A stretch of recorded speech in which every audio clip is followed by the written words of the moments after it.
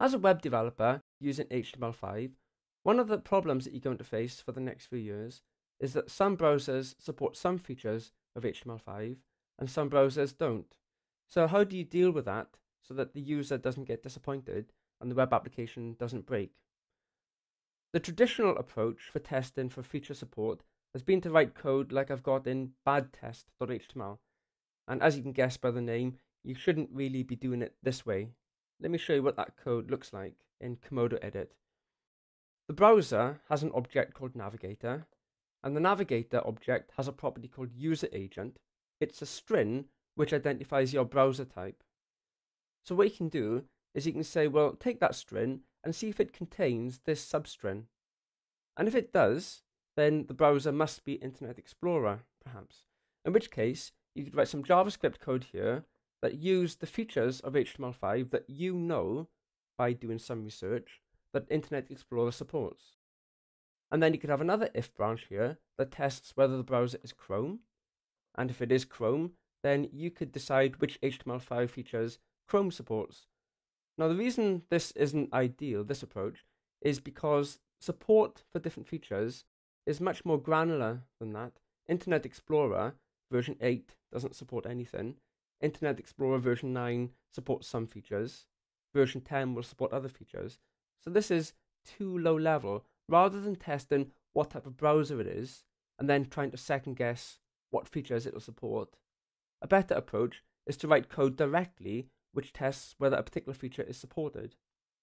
Now you can do that using a library called Modernizer, and you can download the Modernizer toolkit from modernizer.com. So Modernizer is a JavaScript library, quite small, and it detects the browser features that are supported on every particular browser that you're currently running. This makes life a lot easier when you're using modern features on your website. All the tests are basically encapsulated by the Modernizer library. So the documentation shows how to use Modernizer, and it's fairly good actually, so you can have a look at that to get an idea of the details for the API for Modernizer. You obviously need to download it onto your website. So the download link, there are two possible ways of downloading Modernizer. During development, the suggestion is to download the development version. So if I right click on here and save link as, so it's going to save modernizer.js in my download folder. So I'll click save there. And if I take you to the download folder, and I'll just open this file in Notepad++. This is quite a verbose JavaScript file with comments and helpful variable names and function names, and it contains tests for all the features of HTML5 and CSS3. So it's ideal during development. So all you need to do is to link this script file into your web pages, and then you can take advantage of the Modernizer tests. Once you're satisfied that your web page is working properly, then you can download a more fine-tuned version of the Modernizer library from the website. I'll go back into the website. What you can do is you can choose which features you're going to be testing for in your application. So, for example, you might be testing whether, from a CSS3 point of view, whether your web browser supports rounded corners and box shadows. And then in terms of HTML5, maybe you want to test whether it supports canvas and WebSockets, for example. Let me just skim down here a bit further. And miscellaneous items, let's say you also want to test whether it supports geolocation. So select the items here that you're going to be testing for in your web page. And then if you scroll down a little further, you can click the generate link, and it'll generate a customized version of the Modernizer library just for you based on your choices here. So it's generated that file. I'll click download now. And at the bottom of Chrome, I'll just click the keep button so that it'll download that file onto my download folder. And if I take you to the download folder, here it is. It's just built this custom file now for me based on the choices that I just made. If I open that one up in Notepad++, you can see this is much more like a minified JavaScript file. It has no spaces.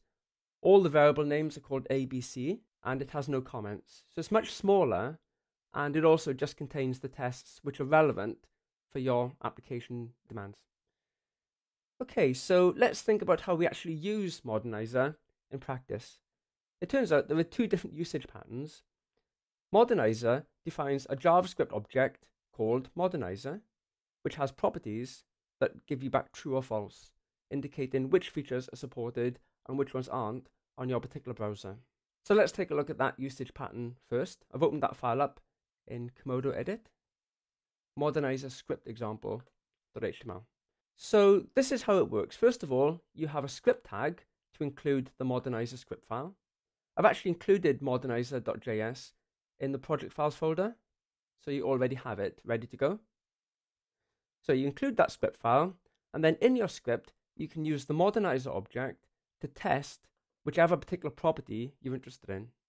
So the modernizer object has a whole range of properties based on your custom build to say whether it does or doesn't support WebSockets, for example, in the particular browser that you're using. So in Chrome, for example, WebSockets are supported. So in that case, we'd see a message being displayed on my web page to say that WebSockets are supported, and it'll display that in green.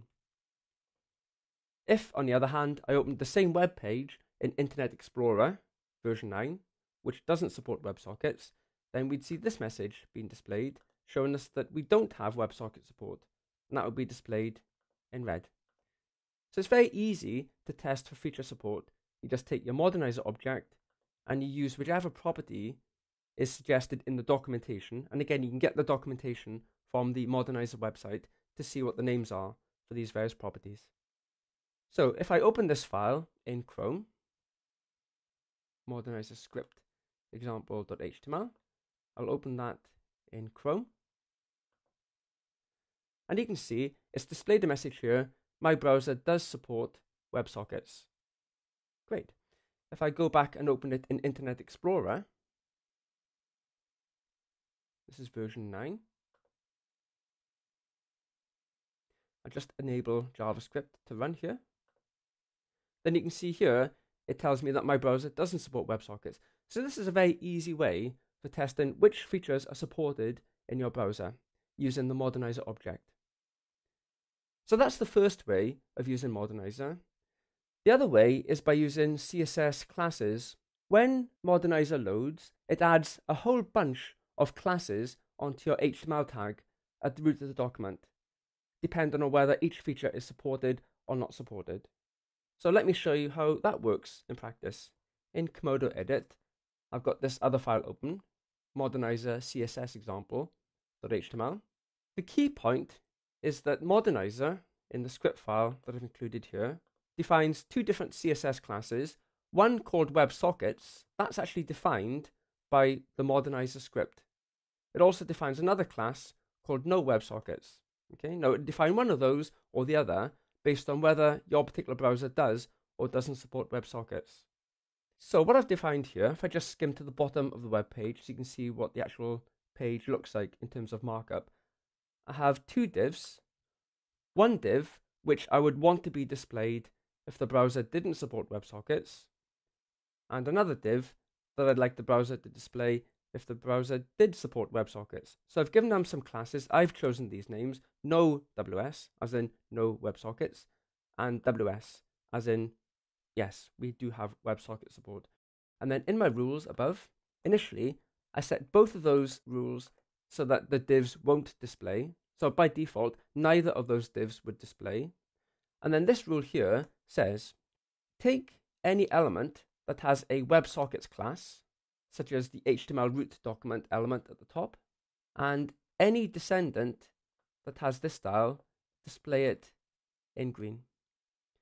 Any element that has the no WebSocket class, then take any descendant element in no WS and display that one in red. So it all depends on whether the HTML tag will have this class or this class. And that decision is made by modernizer. So modernizer will have taken my HTML tag and it will either have added this class, in which case the div WS will be visible in green, or my HTML tag will have added to it this class based on the intelligence provided by modernizer, in which case this red block would be displayed indicating that WebSockets aren't supported. Okay, so either this class or this class is automatically added to my head element, and then I can define rules in my styles which take advantage of the presence of one of those rules or the other. So let's see what happens when I open that page, first of all in Chrome. So I'll open this in Chrome, and Chrome does support WebSockets, if you remember. There we go. Interesting here, if I press F12 to bring up developer tools, you'll notice that the HTML tag has all of these classes added. These are all the classes that have been added by Modernizer, and one of those classes is WebSockets, okay, which explains why we see this message being displayed. My browser does support WebSockets.